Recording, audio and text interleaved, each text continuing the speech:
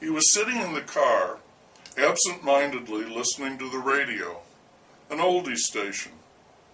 The song they were playing crept into his mind and reminded him, not of his past, but of the man on the motorcycle, a big, low Harley, Wyoming plates, who'd passed them just before they'd gotten off on the exit.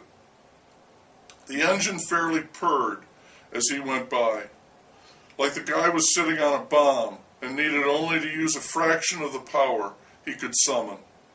He was complete nonchalance. He wasn't wearing a helmet. It was strapped to the rack and back.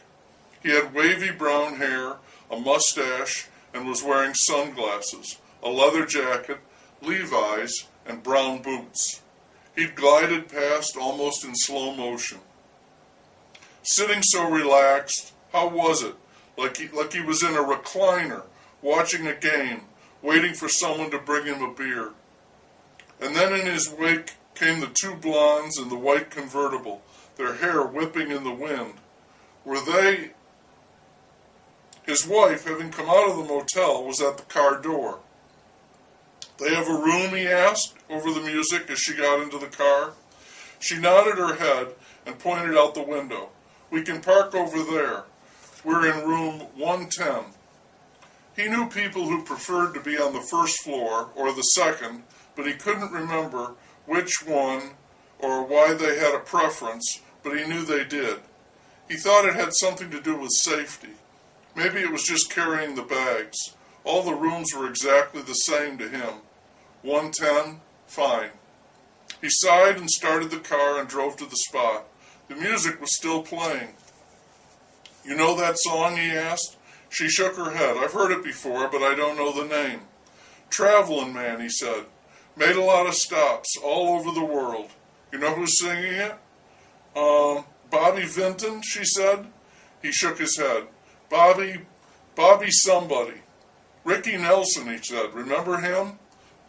"From the TV shows," she said. "Right," he said.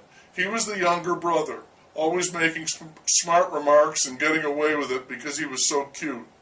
He had his hair in a brush cut. Then he grew it longer, and they let him sing a song at the end of every show, like this one.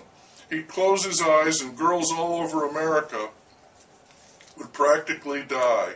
I didn't," she said. Then she said, "Right here," pointing again. Then the music passed him by, and years later, he gets wiped out in a plane crash with a head full of coke, he said, parking the car, shutting off the engine and the song. "How do you figure that? You can't." They got out of the car. Before he opened the trunk, he stopped and stretched. "Long drive," he said. "I think they've got a hot tub here," she said. "We can sit in the hot tub." "You know what?" he said. "I think I'd like to travel." "You're traveling now," she said. He laughed. I mean really travel," he said. "This isn't traveling. This is just driving back and forth. I mean like a voyage, a trip." "Take me on a cruise," she said. "Oh, God, not like that," he said. "That's not traveling. You're just baggage on a cruise. They cart you around from place to place." "Beautiful places," she said. "I suppose they are," he said, "but you're just a tourist. I'm talking about just traveling, you know?" "You mean wandering around without any destination?" she said. "Drifting, is that what you mean?" "Not exactly," he said. "Not aimless. Just, I don't know, traveling."